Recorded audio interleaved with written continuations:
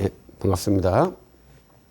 우리는 이제 성경 개론에 대해서 첫 시간에 성경은 한 권이고 두 권이고 66권이다. 이러한 말씀과 성경은 계시 문서이다. 이러한 내용. 그리고 두 번째 강의에서는 성경이 우리 손에 들어오기까지 여러 가지의 그 흔적들이 성경책 안에 있고 이제 그러한 것들을 우리가 어떻게 봐야 될 것인가. 그리고 우리가 갖고 있는 성경책의 기본은 한국말로 번역된 성경을 우리가 기본 텍스트로 갖고 있다.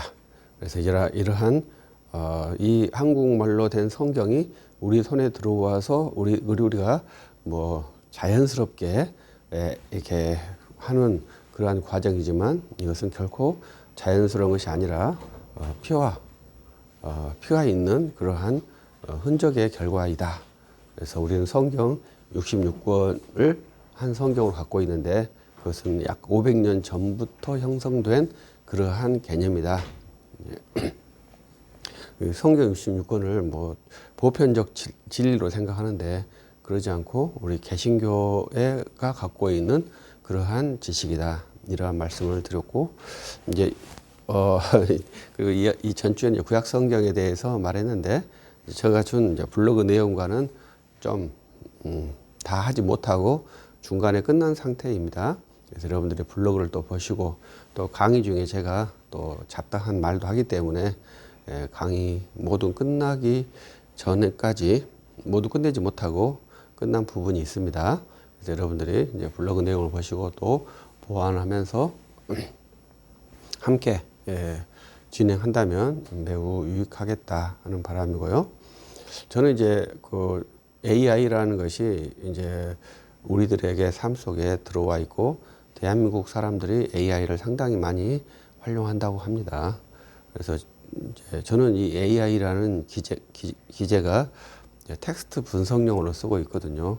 어떤 분들은 음악을 만들거나 영상을 만들거나 그림을 만들거나 어떤 이제 데이터를 분석하거나 이러한 다양한 용도로 AI를 사용하죠.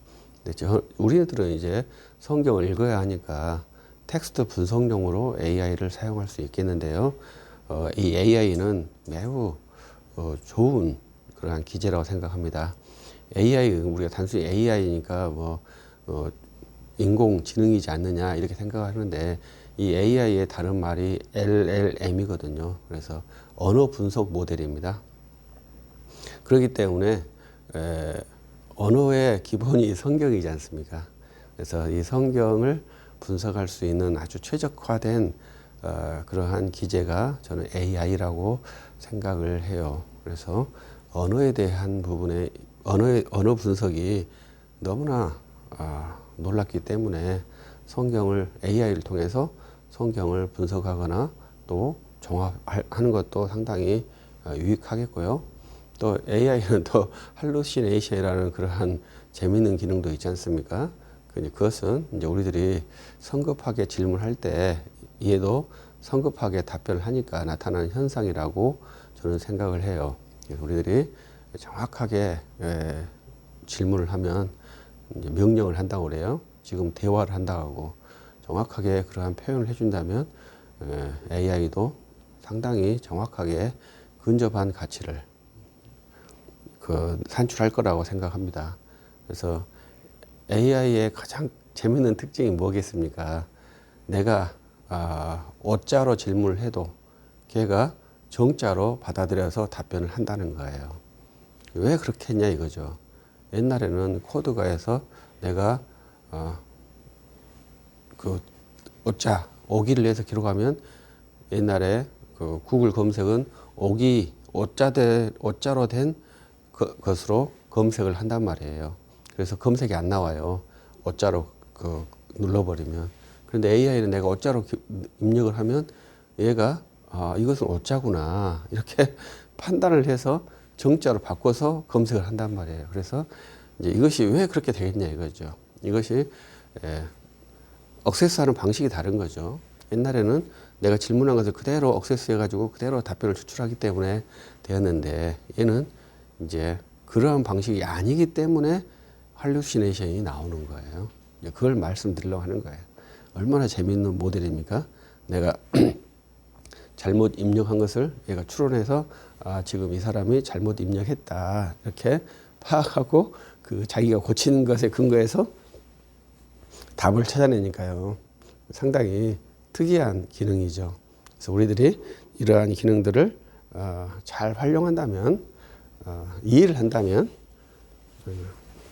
재밌겠다. 그래서 AI는 우리가 컴퓨터는 다 기억한다고 생각하는데 저도 아직까지는 잘 이해를 못합니다만은 우리 유사한 것처럼 AI는 기억하지 않는다 그렇게 표현을 하더라고요. 그래서 계속 저도 AI한테 야, 너 기억하지도 않는데 내가 한 말을 어떻게 다 기억하고 있어 이렇게 표현을 해도 기억하지 않는다고 말만 하더라고요.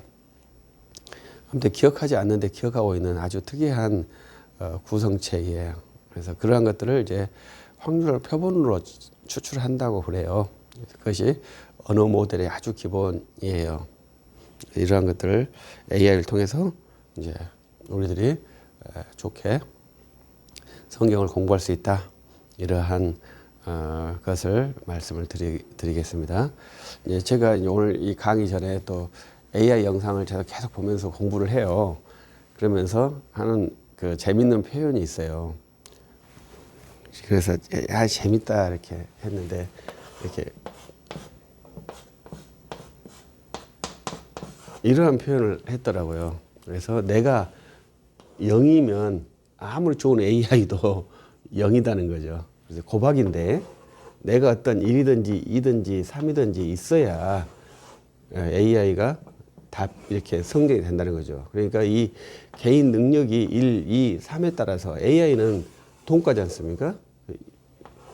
이렇게 되는 거죠. 그래서 우리들이 이 개인 역량을 증대시켜야 AI가 유익된 것이지 개인 역량이 증가 없이 AI가 AI 때문에 내가 어떤 능력이 증가되는 것은 아닙니다. 그래서 우리들이 이 성경을 읽을 때도 마찬가지입니다.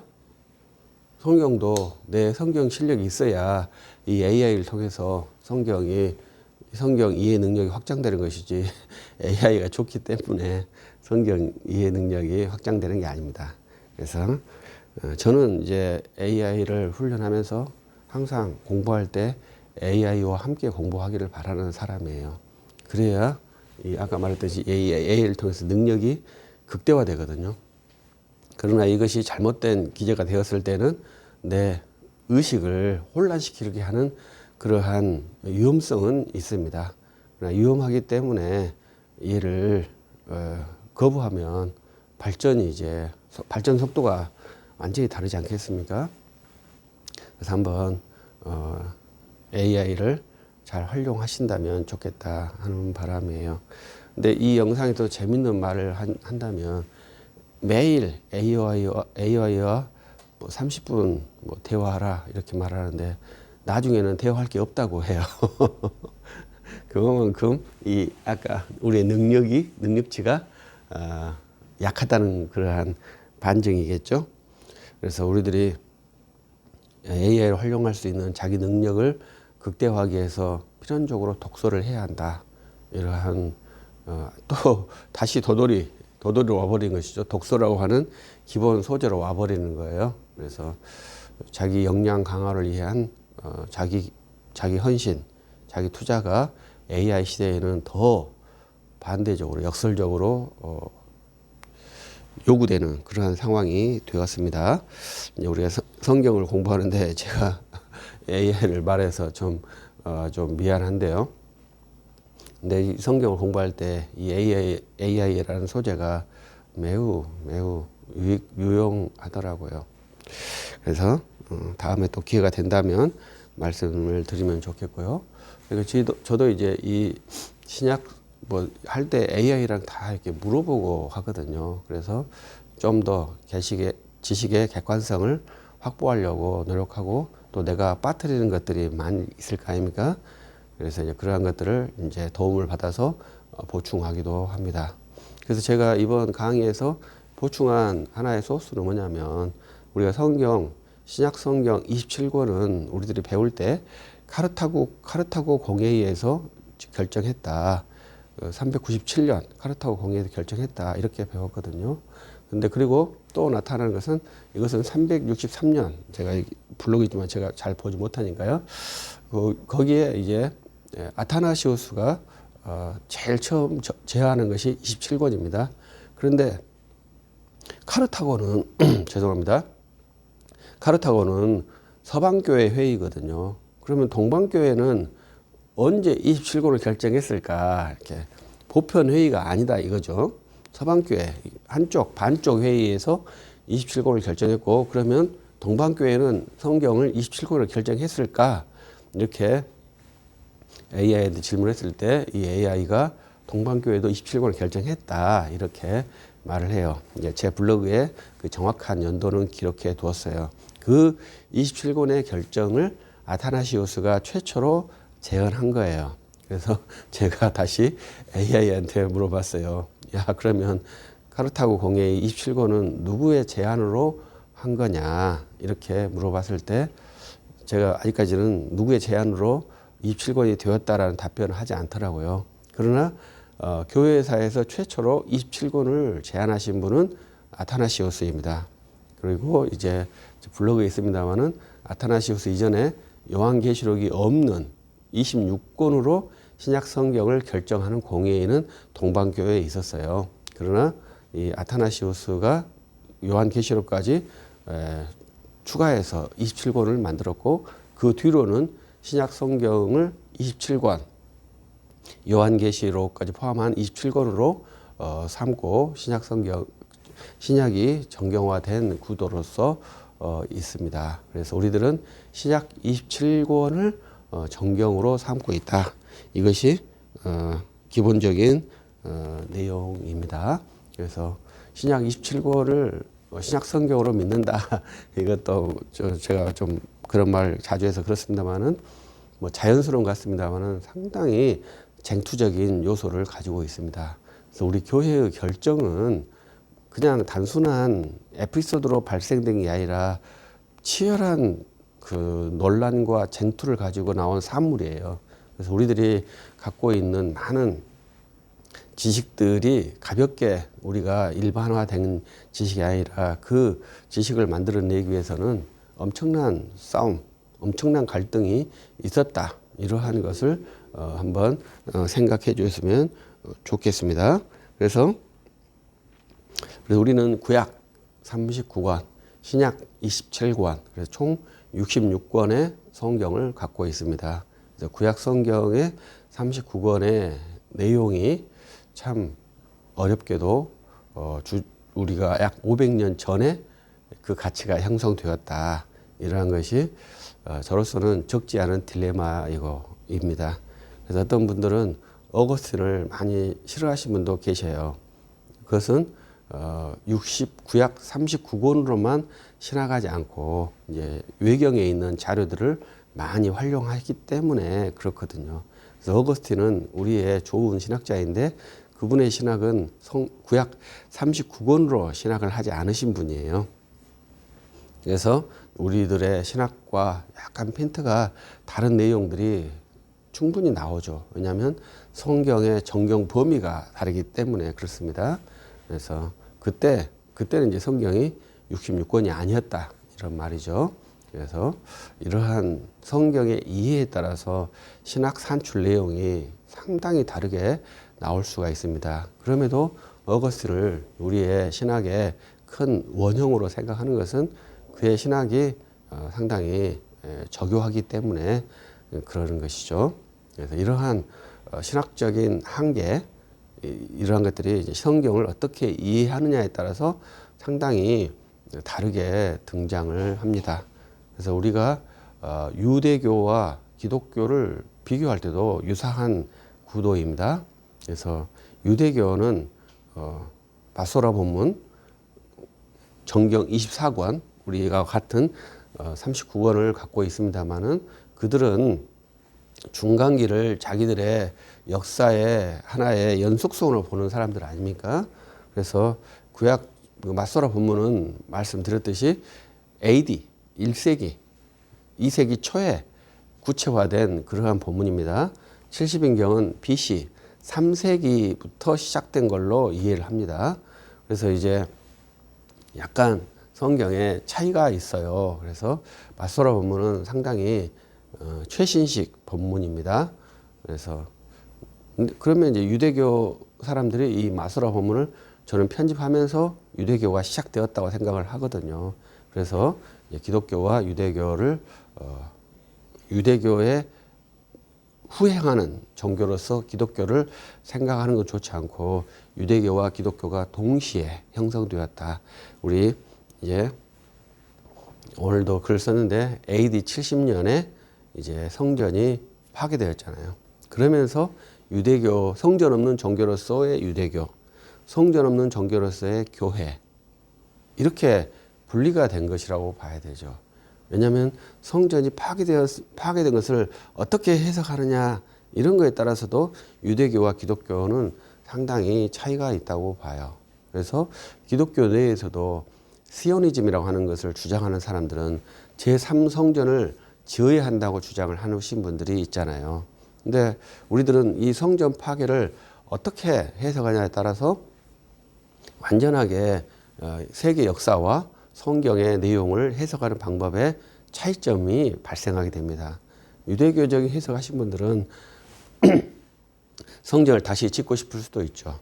그것은 이제 가능한지 불가능한지는 저는 모르겠습니다만은 이제 그들의 성향에 따라서 있다는 거죠.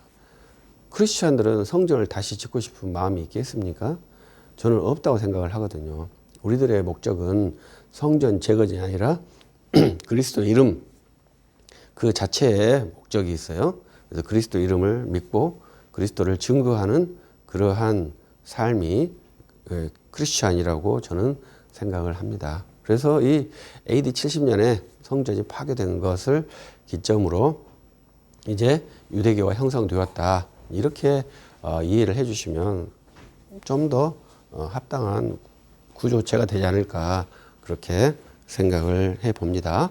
그래서 우리들이 신약 성경을 어떻게 이해할 것인가 이러한 것을 한번 생각해 보는 것이고요. 그래서 신약 정경은 27권이다 이렇게 보면 좋겠고요. 또 그리고 기본적인 정보들을 제가 여러분들과 함께 하니까 양해해 주시면 좋겠고요. 외경이 있고 위경이 있고 그렇습니다. 우리들은 이 경과 서에서 어느 것이 더 높냐 했을 때 경이 높고 서가 낮다. 이건 안 맞다 했습니다. 경이나 서의 권위의 가치는 똑같습니다. 그래서 외경, 위서라고 말해도 된다 이 말이죠. 그래서 위경, 위서 이렇게 말하고 여기는 똑같은 말로 했을 때 가경 이렇게도 말하거든요. 그래서 위와 가라는 말이 다 틀렸다, 가짜다 이러한 말이에요. 그래서 외경과 위경이 차이가 있습니다.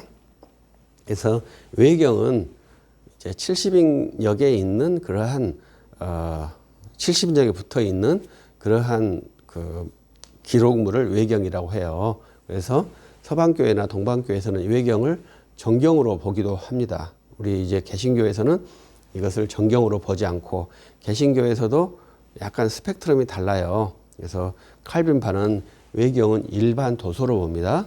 그리고 루터파는 그래도 약간 참고가 된다 할 수 있고 영국 성공회는 준하는 그러한 상당히 높게 평가하는 그러한 성향이 있어서 개신교회에서도 이 외경을 이해하는 방법에 차이는 있습니다. 그러나 유경과 과경, 유경은 모든 기독교에서 배척하는 내용이에요. 그런데 이제 보니까 에티오피아 정교회 거기는 이제 단속론자라 이단이라고 볼 수 있거든요. 근데 거기에서는 이제 좀 더 위경을 포함하는 그러한 정경을 갖고 있기도 하더라고요.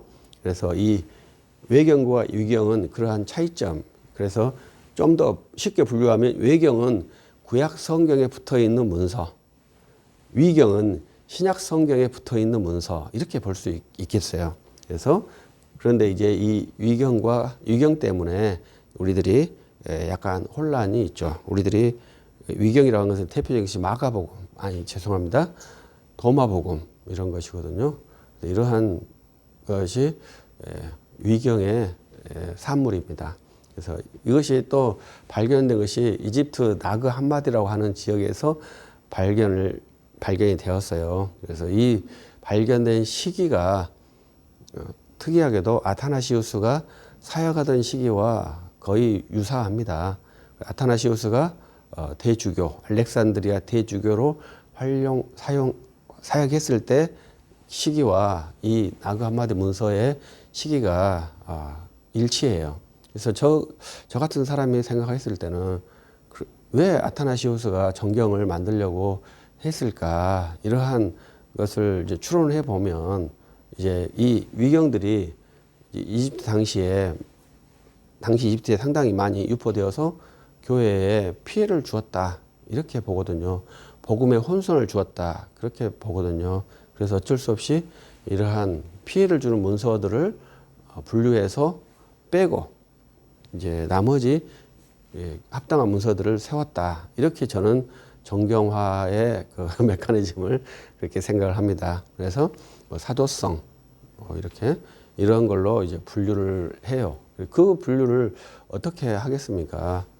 그것은 이제 우리 교회에서 꾸준하게 했던 전례들을 속에서 앞에 아타나시우스 이전에 이제 26권을 결정한 내용에 근거해서 이제 아타나시우스가 요한계시록까지 포함한 27권으로 재현해서 이제 상정을 했고 이제 그것을 이제 카르타고 공회의나 동방교회에서 채택하면서 27권이 되었다. 이렇게 저는 보는데요. 이런 것들을 이제 서방교회, 카톨릭교회는 교회가 정경화를 했다. 이렇게 생각을 하기도 해요.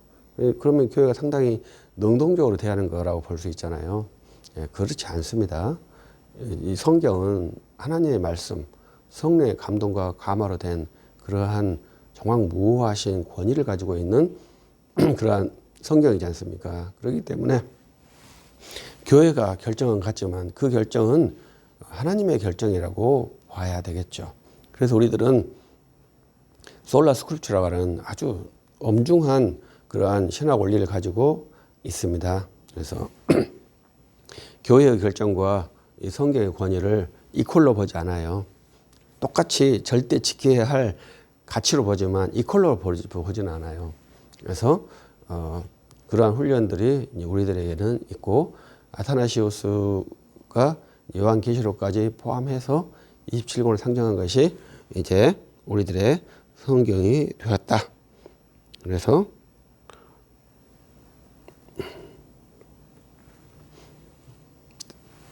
이제 우리들이 그걸 잘 한번 이해해 보시고요. 저는 이제 요한계시록을 이제 신천지 때문에 공부를 합니다. 그래서 이제 그 많은 분들이 그 칼빈이 요한계시록 주석을 하지 않았다 이렇게 말씀하는데 그건 일부만 맞거든요. 칼빈이 주석하지 않았던 성경이 의외로 많아요. 사사기도 주석하지 않으셨고 잠언도 주석하지 않으셨어요. 에스겔을 주의하다가 소천하셨거든요. 그래서 신약 성경에서는 요한계시록만 주석하지 않았어요. 그래서 뭐 칼빈이 요한계시록만 주석하지 않았다 뭐 이렇게 말할 때는 신약 성경에 한해서는 그렇습니다. 그래서 구약 성경에서는 잠언서나 사사기서나 에스겔서는 도중에 하시는 도중에 돌아가셨으니까요. 만약에 살아계셨다면 다 했겠죠. 우리들이 성경에 무엇이든지 우선순위가 있을 거 아닙니까? 우선순위에 상당히 뒤에 있었을 것이다. 이렇게 저는 추론을 해요. 그러니까 칼빈 당시에 가장 민감했던 성경은 시편입니다. 그리고 종교개혁의 성경은 갈라디아서입니다. 갈라디아서 함께 로마서입니다. 그래서 이러한 주석들은 칼빈과 루터가 충실하게 수행을 했어요. 시편 주석과 로마서 주석, 갈라디아서 주석 이러한 주석은 필수적인 요소입니다. 그리고 이제 구약과 신약 관계 필수 성경이 히브리서이거든요. 그래서 히브리서 주석도 필연적인 주석들입니다. 이러한 주석들을 하면서 이제 우선순위에 따라서 진행하지 않겠습니까? 근데 우리는 지금 우선순위가 요한계시록에 있다고 볼 수도 있겠죠. 그래도 이제 주석의 그 분포를 보면 로마서 주석이 가장 많습니다. 그리고 요한계시록 주석도 상당히 많고요. 그래서 또 우리 박윤선 박사님이 미국 가실 때 배석에서 요한계시록 주석을 했다 하죠. 그래서 그만큼 우리 대한민국에서는 요한계시록이 상당히 중요한 성경이고 이슈가 되는 성경이에요.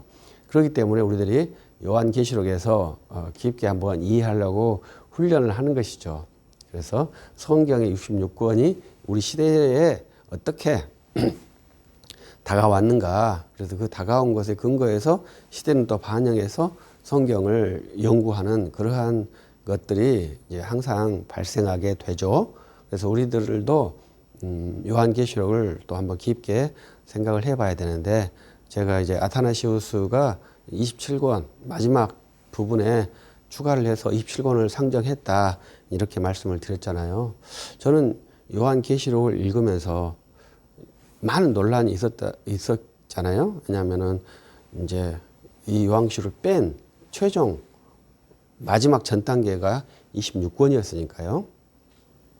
유다서 같은 아주 좀 외람되지만 짧은 내용, 요한 3서 같은 짧은 내용도 26권에 포함돼서 성경에 상정되는데, 이 요한계시록 큰 내용이 왜 배제됐을까, 이런 것을 생각을 해봐야 되겠죠. 그것은 공통적으로 합의된 것이 너무 어렵다, 교회에 혼란을 준다, 이러한 내용입니다.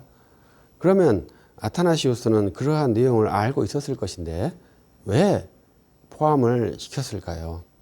그것은 그 위험성을 상쇄시킬 뿐만 아니라 더 능가한 가치가 있었다고 봐야 되겠죠. 그 가치가 무엇이냐를 결정한다면 요한계시록은 의외로 쉽게 이해될 수 있을 것이라 이렇게 생각이 들어요. 그래서 요한계시록 가지고 우리들이 많은 혼란, 이단들이 이 요한계시록으로 한국교회를 분탕질하는, 거기에 우리 한국교회가 반응하지 못한 그러한 큰 무능력, 무지가 있습니다. 그것은 요한계시록에 대한 선명한 이해, 본래 고대 교회에서 이 요한계시록이 갖고 있는 위험한 기능이 예측했던 것이 우리 한국교회에 적용했어요. 그러면 요한계시록을 우리가 정경화를 했을 때 했던 그 가치를 세우면 그러한 혼란에서 좀 탈출할 수 있지 않을까, 이것이 저의 견해예요. 그러면 어떤 가치였을까 한다면, 요한계시록에서 나타나는 아주 특이한 현상이 있는데, 그것은 그리스도를 가장 높이는 성경이 저는 요한계시록이라 생각을 해요. 그래서 신약 성경 27권에서 모든 성경이 그리스도를 높이는 그러한 성경이라고, 그리스도를 증거하는 성경이라고 볼 수 있지만 명시적이지 않아요. 그러나 요한계시록은 그 어려운 내용이지만 그리스도를 높이는 것이 명시적이라는 것이 제가 성경을 공부하면서 느낀 제 소견입니다. 그래서 예수님을 명시적으로 높이는 것이 요한계시록이고, 요한복음 1장 1절에서 말씀, 그 말씀이 곧 하나님이시다, 이러한 명제적 선언이 있지 않습니까? 이 선언을 만들게 하는 그러한 것이 요한계시록이라고 봐요. 그래서 요한복음 1장 1절과 5절 말씀이 신학에서는 가장 높은 비중을 가지고 있습니다. 왜냐하면 말씀을 하나님이라고 설정을 하기 때문에 그렇습니다. 그것은 이제 명제고, 요한계시록은 이제 다양한 그 하나님으로의 활동, 이런 것들이 구성이 되어 있어요.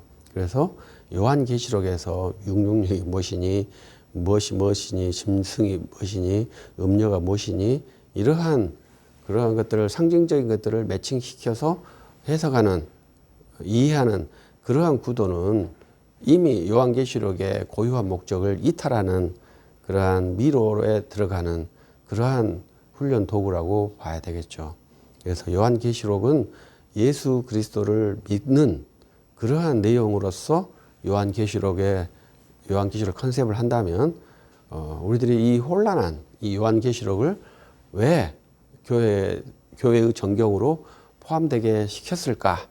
이것은 이제 아타나시우스가 했겠다고 보겠습니다만은 또 성령의 인도하심이었습니다만은 저는 그리스도를 높이고 그리스도를 전도하기 위한 아주 좋은 기제, 내용이 요한계시록이 있다고 생각을 합니다. 그런데 한국 교회는 거꾸로 이 요한계시록을 가지고 그리스도의 교회를 파괴하고 회방하고 어지럽히는 그러한 말씀이 되었고 그것을 교회가 효과적으로 방어하지 못해서 그렇게 통용되도록 방치한 면이 있지 않는가 이러한 통렬한 반성이 있어요. 그래서 우리들이 요한계시록을 볼 때 이것은 그리스도를 높이는 말씀이구나 이렇게 생각해 주신다면 요한계시록을 갖고 잡다한 말 이제 또 전쟁이 있으니까 666이니 아마겟돈이니 이런 말이 또 나온다는 거예요. 불안만 하면은 이 요한계시록을 가지고 3차 세계대전쟁, 아마겟돈, 666, 뭐 10개의 별 이렇게 해서 백성들을 혼란하게 하는데 요한계시록은 그러한 예언, 점 찍어서 마치는 세계의 역사의 미래에 점 찍는 그러한 책이 아닙니다. 요한계시록은 저 생각으로는 그리스도를 하나님으로 증거하는 핵심적인 책이에요. 그래서 그것을 보시면 저는 이제 제 생각에는 이제 이렇게 되어 있습니다. 알파와 오메가는 누구신가요? 알파와 오메가는 여러분들은 뭐라고 생각하시나요? 알파와 오메가는 예수 그리스도라고 생각하시죠. 근데 요한계시록에서는 하나님이 이렇게 말씀합니다. 하나님이 나는 알파와 오메가다. 이렇게 말씀하셔요. 그리고 나중에 뒤에 가면 그리스도께서 알파와 오메가라고 말씀하셔요. 그래서 이 알파와 오메가가 처음과 나중이 하나님과 그리스도로 교차 사용되는 거죠. 그래서 이 신약 성경에서 하나님이라고 단어는 상당히 어렵습니다. 해석하기가. 구약 성경에서 여호와라고 하는 단어도 해석하기가 상당히 어렵거든요. 그래서 우리들은 이 여호와와 하나님을 만나면 성부 하나님께 귀착해 가지고 해석을 하는데 구약과 신약은 그렇게 해석하지 않게끔 되어 있습니다. 매우 신중하게 해석을 해야 하는 것이지 여호와니까 성부 하나님이고 하나님이니까 성부 하나님이다. 이렇게 해석하는 것은 성경을 잘못 해석할 확률이 있다.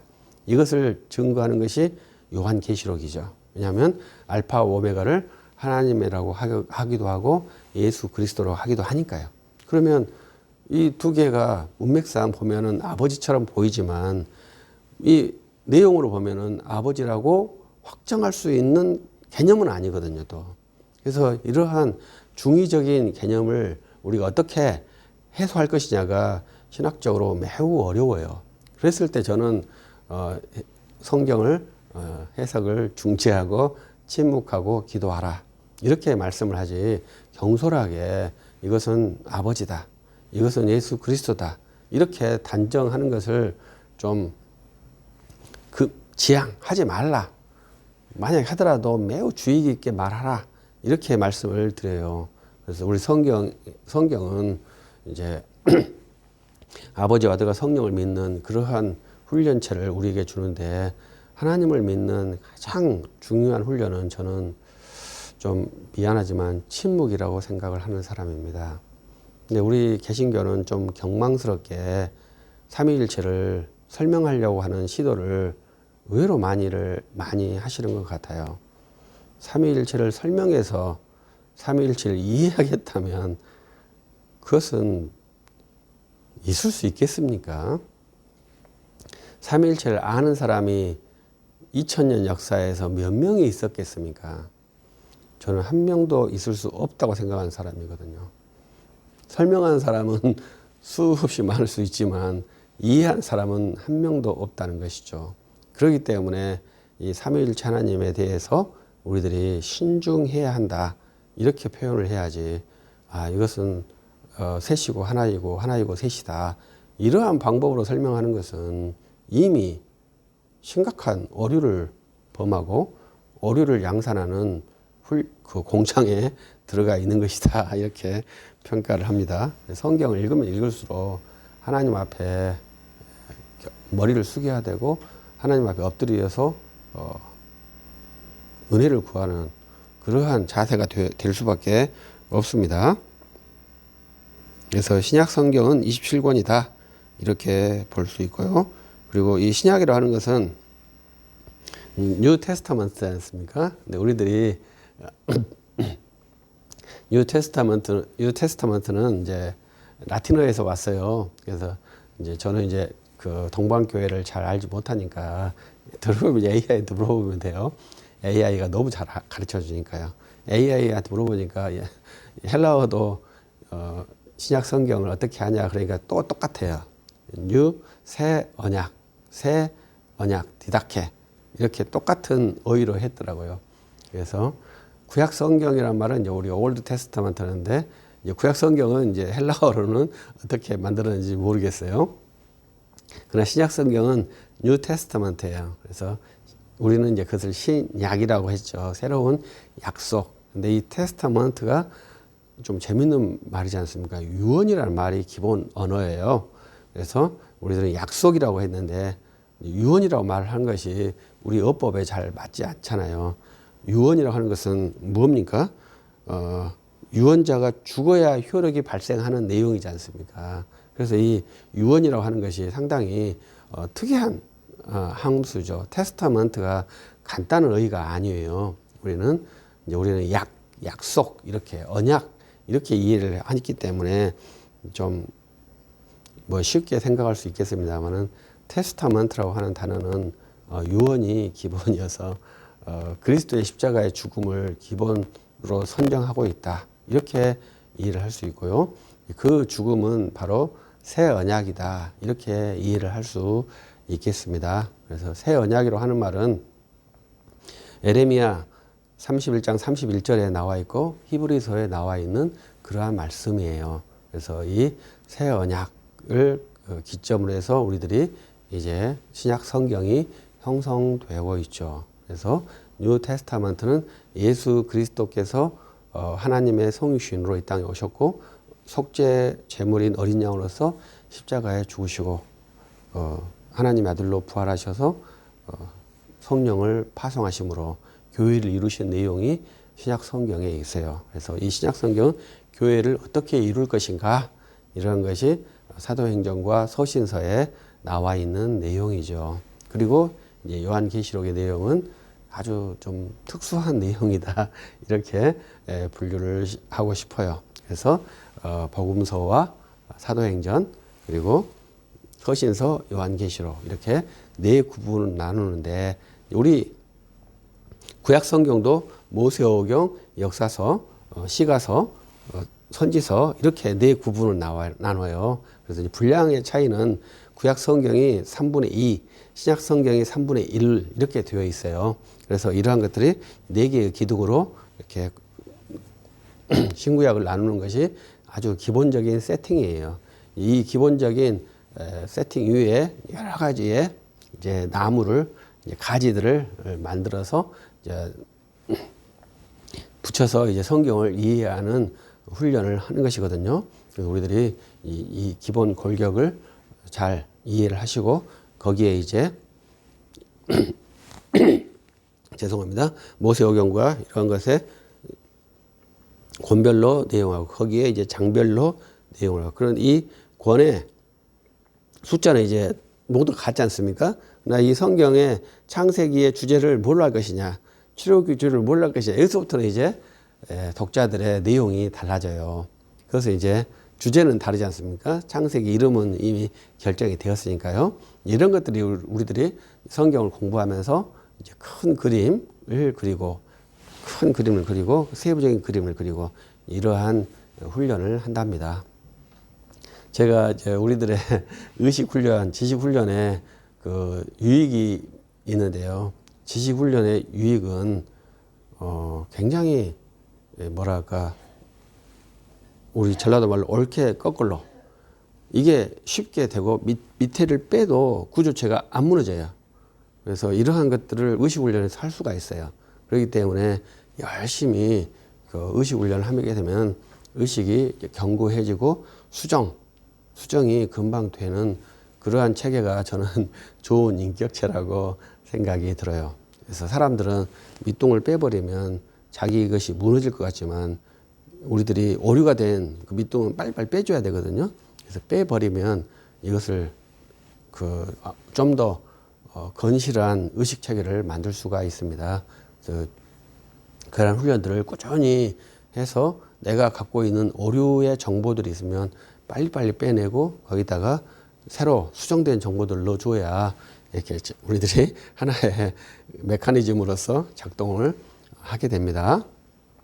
그런 것들을 이제 우리들이 이러한 강의나 친구들 간의 대화나 이런 속에서 이제 그러한 의식화 과정을 수행하게 되죠. 그래서 좀 더 정확한 성경 개념을 가질 수 있다면 매우 좋겠다 하는 바람이고요. 그리고 이제 성경의 저자는 이제 상당히 이제 재밌습니다. 우리 구약 성경은 저자를 모르는 그 성경이 의외로 있거든요. 그런데 이제 신약 성경은 거의 저자를 다 알아요. 그런데 딱 모르는 것이 히브리서만 모르거든요. 모르는지 저는 잘 이해를 못 하겠습니다만은 성경에서 히브리서 저자는 잘 알지 못한다고 해요. 그러나 재밌는 특징은 고대에는 히브리서 저자들이 거의 모두 다 사도 바울로 평가를 했어요. 그러나 이제 중세에 넘어가면서 히브리서 저자를 바울로 안 보는 컨셉이 발생했고 최근에는 히브리서 저자를 바울로 보려고 하는 그 학자들은 거의 없죠. 그러나 저는 이제 고대에 우리 믿음의 교부들이 이제 히브리서 저자를 바울로 보려고 보았기 때문에 저는 바울로 보고 싶은 그러한 사람이에요. 그러나 바울 서신의 문체와 히브리서 서신의 문체가 너무나 다르기 때문에 그것을 해소하지 못하기 때문에 바울 서신으로 보지 않는 것이거든요. 그런데 고대 교부들은 헬라어 실력이 우리보다 월등하게 나갔을 것인데 그분들은 그렇다면 그걸 모르고 바울로 봤을까요? 그렇지 않지 않겠습니까? 제롬이나 어거스틴까지 다 히브리서를 저자를 바울로 봤거든요. 그래서 저도 바울로 보고 싶다. 왜? 그렇게 탁월한 구약 성경을 이해하는 학자가 많지 않다는 거예요. 그래서 아볼로로 보는 경향이 의외로 많이 있죠. 왜냐하면 성경 박사라고 했으니까요. 근데 재밌는 것은 아볼로가 성경 박사라고 하는 표현이 이제 성경에서는 그것을 긍정으로 표현할 것이냐 부정으로 이해할 것이냐 이렇게 결정을 해줘야 되거든요. 성경 박사니까 긍정으로 해석하는 경향이 있는데 저는 그것을 부정적으로 해석을 해요. 왜냐하면 성경 박사인데 복음을 몰랐고 세례 요한의 세례만 가르쳤지 않습니까? 그리고 이제 고린도에 가서 브리스길라와 아굴라와 또 교제를 하면서 이분이 전환이 되거든요. 아볼로가. 그리고 이제 바울은 에베소에 와서 아볼로 후임으로 와서 에베소 교회에서 보니까 세례 요한의 세례만 하니까 다시 복음을 전도해서 방언이 내려오는, 그래서 사람들이 그 방언을 2차 방언으로 생각하기도 하잖아요. 그러나 세례 요한의 세례만 알았다는 것은 복음의 세례가 아니거든요. 그리스도의 세례가 아니란 말이죠. 그래서 사도 바울이 다시 복음을 제시했고 그들이 그 복음을 영접함으로 방언이 온 거거든요. 그래서 이 아볼로가 가르쳤던 세례 요한의 세례는 복음적이지 않아요. 그래서 이러한 것들이 있어서 구약의 정통한 자가 누구냐 이렇게 봤을 때는 저는 바울을 능가할 자는 없다고 생각을 하거든요. 그래서 히브리서 저자를 저는 바울로 보려고 해요.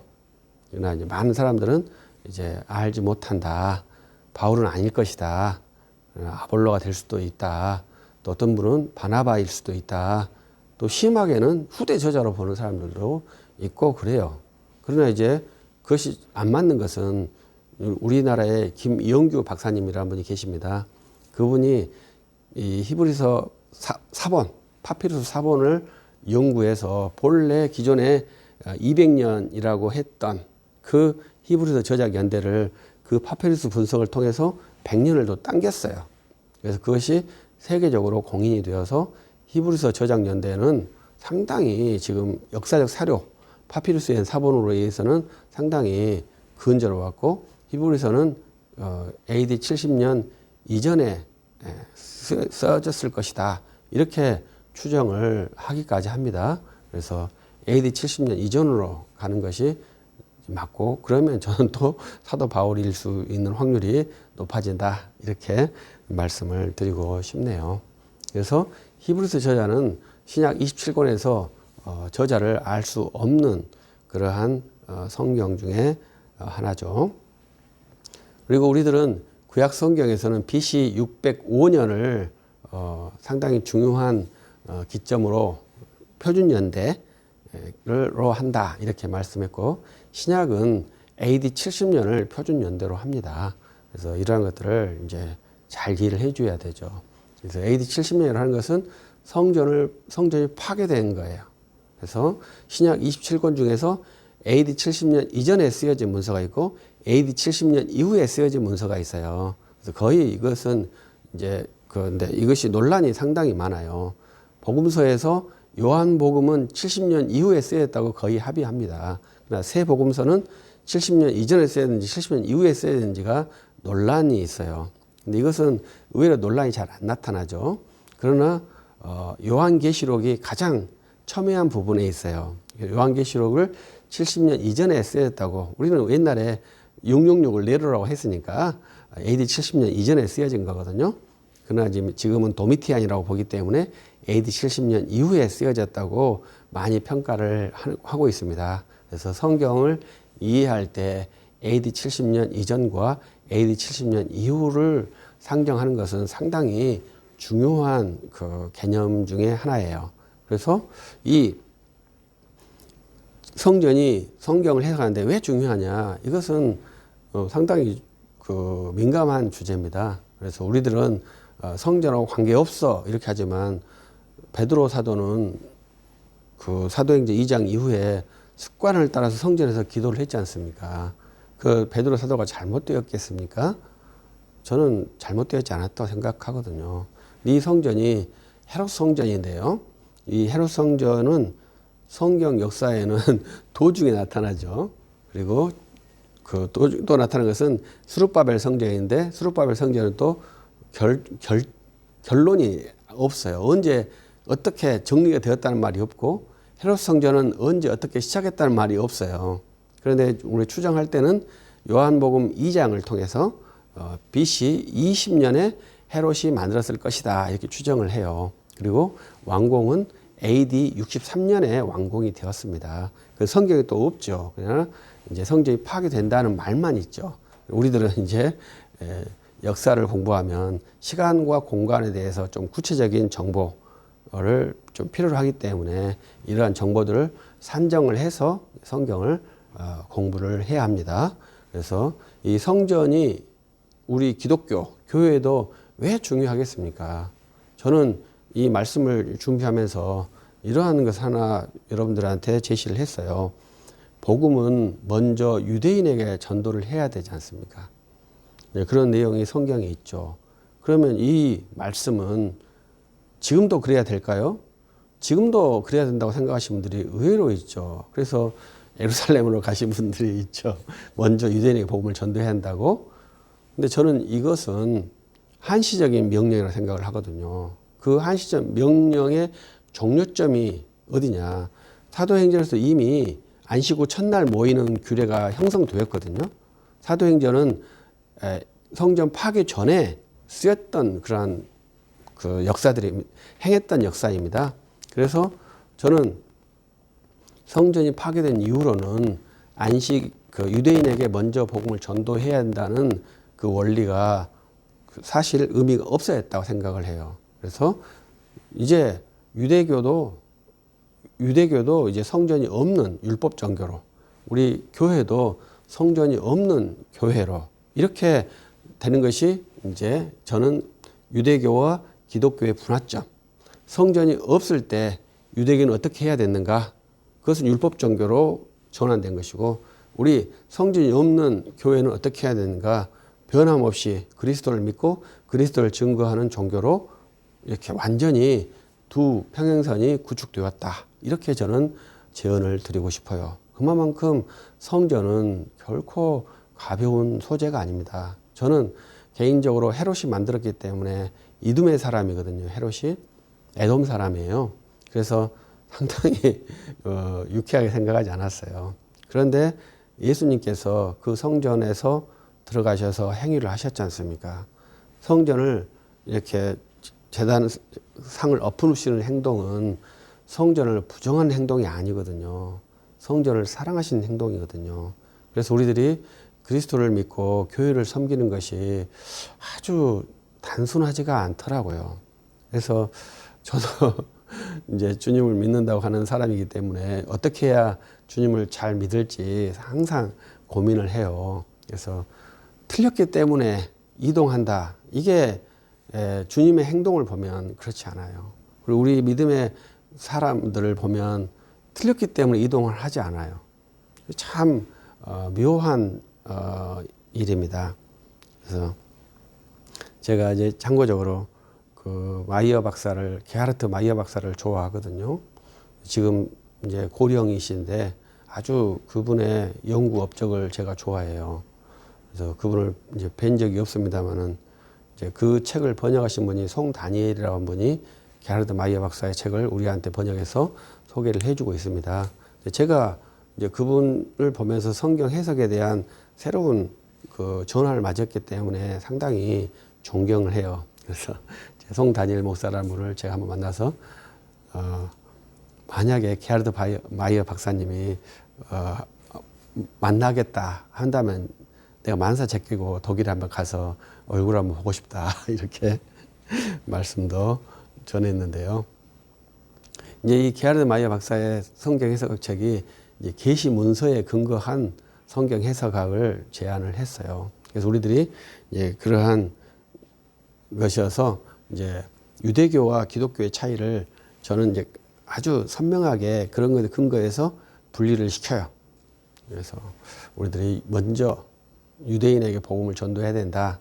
이 생각은 이제 의미가 없다고 보고요.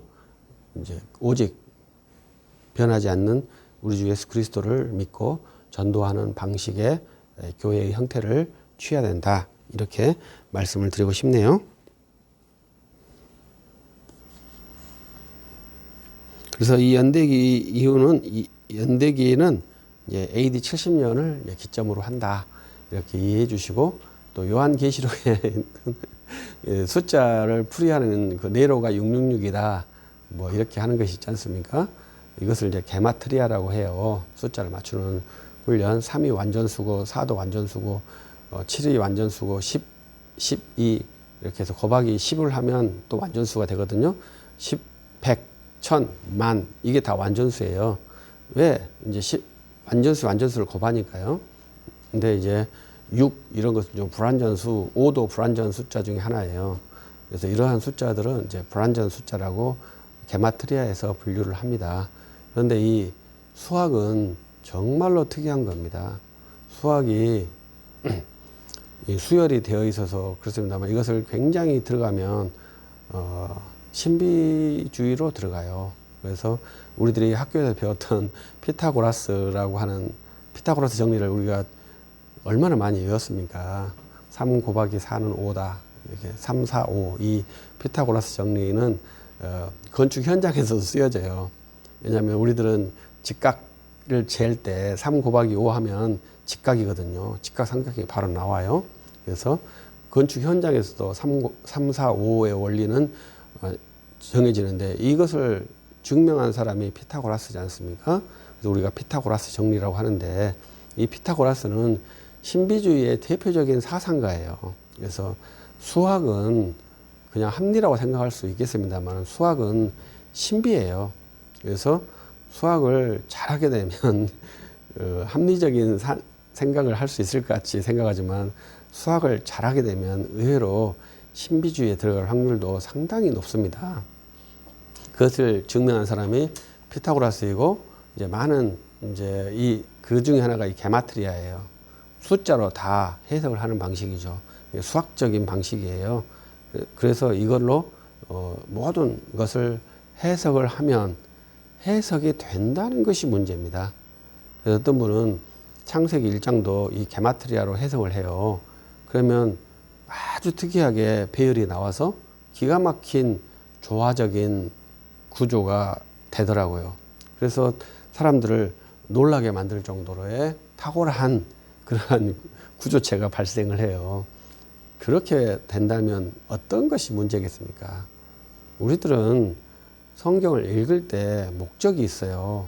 그것을 이제 그 독자의 의도로 하거든요. 그 의도를 없애는 방식의 독서가 있을 수 있다고 생각하는 것이 이제 낭만주의자들이에요. 그러나 저는 독서자, 청자 반드시 의도가 있다 이렇게 생각을 하고 의도가 없는 사람은 있을 수가 없다 이렇게 생각을 해요. 그래서 반드시 우리는 의도를 갖고 어떤 행동을 해야 합니다. 의도를 제거하려고 노력하는 것도 일종의 의도죠.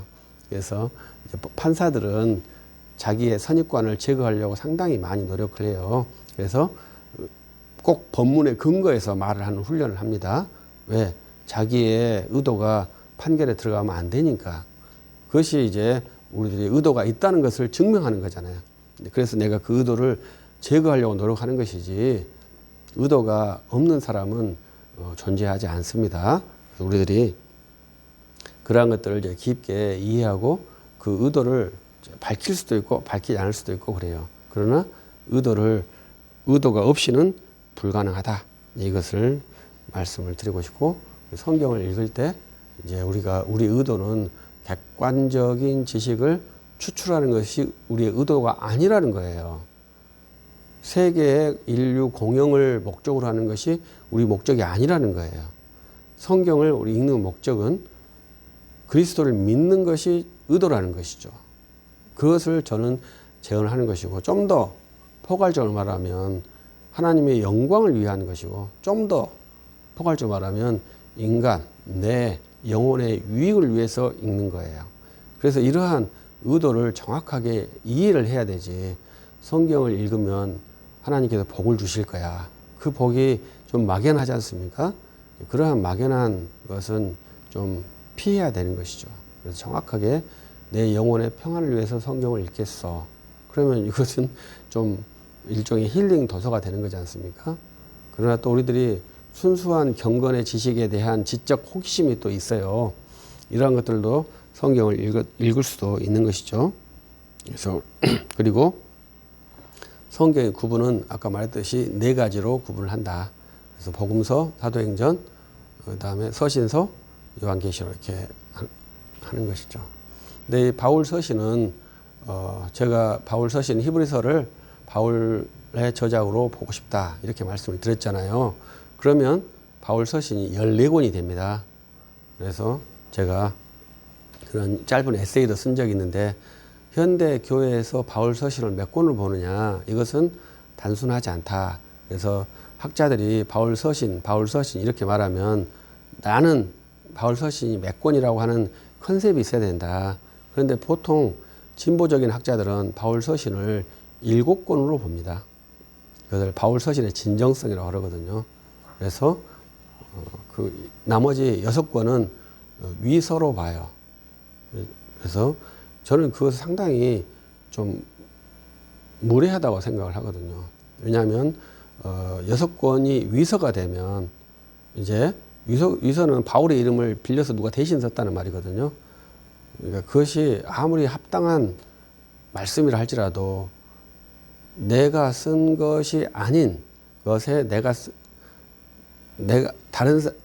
썼는데 다른 사람이 쓴 것처럼 쓴 말씀을 계시의 문서로 본다는 것은 저는 있을 수가 없다고 보는 사람이에요. 히브리서는 저자 이름이 안 나와 있으니까 추론이 가능하죠. 그런데 이 13권의 서신에는 바울이 썼단 말이 명시적으로 되어 있지 않습니까? 그런데 어떤 바울의 제자가 자기가 쓰면서 바울 사도 쓴 것처럼 교회에 편지를 보냈다. 이렇게 상상하는 것은 이미 성경 무호성에 위배된 성경에 가짜가 들어가 있다고 인정하는 그러한 개념이기 때문에 저는 그것을 좋아하지 않아요. 저 같은 이러한 말을 하는 사람을 정경적 컨셉이 있다. 그렇게 정경을 가지고 재단을 했다. 이렇게 평가를 한답니다. 그래서 저는 정경에 대한 성경 66권을 하나님 말씀으로 보는 그러한 컨셉을 가지고 있어요. 이것을 저는 뭐 은혜의 산물이라고 생각하는데 우리 서로 통용할 때는 정경적 컨셉으로 사유를 재단을 하는 사람으로 평가를 해요.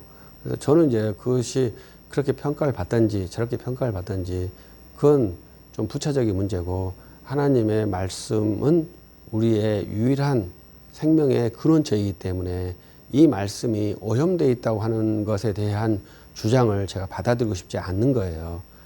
그렇다면 사도 바울이 말한 것처럼 부활이 없다면 우리처럼 불쌍한 사람이 어디 있겠느냐 이렇게 말한 것과 저는 유사해요. 성경 말씀이 하나님의 진리의 말씀이 아니라면 이 말씀을 가지고 우리가 진리를 세우고 교회를 세우고 있는데 그 거짓말로 세운 교회가 진리의 기관이 되겠느냐.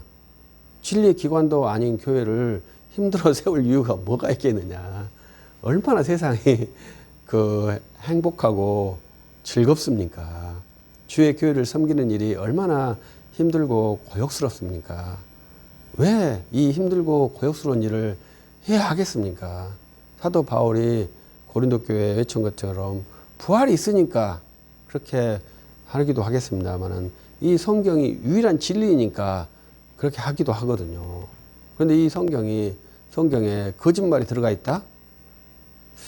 그것은 성경에 대한 모독일 뿐만 아니라 우리가 지금 교회를 박차고 나가서 세상 속에서 세상 향락을 즐겨도 하나님의 심판이 없다고 하는 것과 같은 말이에요. 그렇기 때문에 둘 중 하나를 선택을 해야 되죠. 저는 그래도 교회를 이 말씀으로 운영하겠다 그러면 종교 사업자가 되는 것이죠. 복음의 전도자가 되는 게 아니죠. 종교 사업자로 돈 많이 벌고 행복하게 살면 그것도 나쁘겠습니까? 세상에서는 나쁘지 않겠죠. 그러나 진리의 사역자에게는 매우 심각한 겁니다. 그래서 저는 이것을 탁월한 학자가 아니니까 뭐라고 말씀드리기 어렵습니다만은 하나님 말씀을 수종하는 종으로서는 수용할 수 없는 그런 표현이에요. 그러나 워낙 학계에 저변적으로 확대되어 있기 때문에 우리가 기본적으로 이러한 것들을 알아야 되고 그렇게 탁월한 학자들이 그것을 상식적으로 인정하고 그걸 활용하고 있으니까 상당히 아쉬움이 많고 우려가 많이 돼요.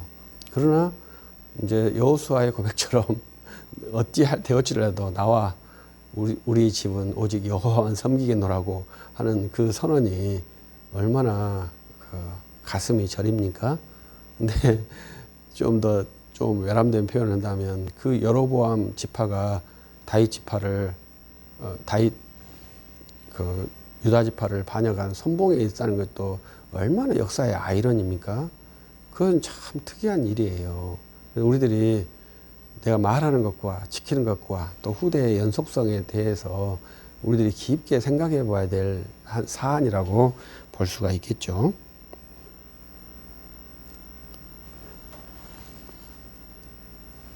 그래서 이제 나머지 내용들은 또 제 블로그를 한번 보시고 참고를 해 주시고 궁금한 거 있으면 이야기해 주시면 좋겠습니다. 여기까지 하겠습니다. 전능하신 하나님 감사합니다. 우리들이 신약에 대한 내용의 전반을 살펴봅니다. 그래서 우리들이 우리에게 주신 성경, 하나님 말씀을 성경의 제자들이 잘 수종하고 그 말씀에서 복음을 추출하며 영혼의 담력을 얻어 담대히 주 예수 그리스도의 복음을 증거할 수 있는 성경의 제자들이 될 수 있도록 인도해 주옵소서. 참여한 종들 이루하시고 힘주시길 원하고 주 예수 그리스도 이름으로 기도합니다. 아멘. 네, 수고하셨습니다.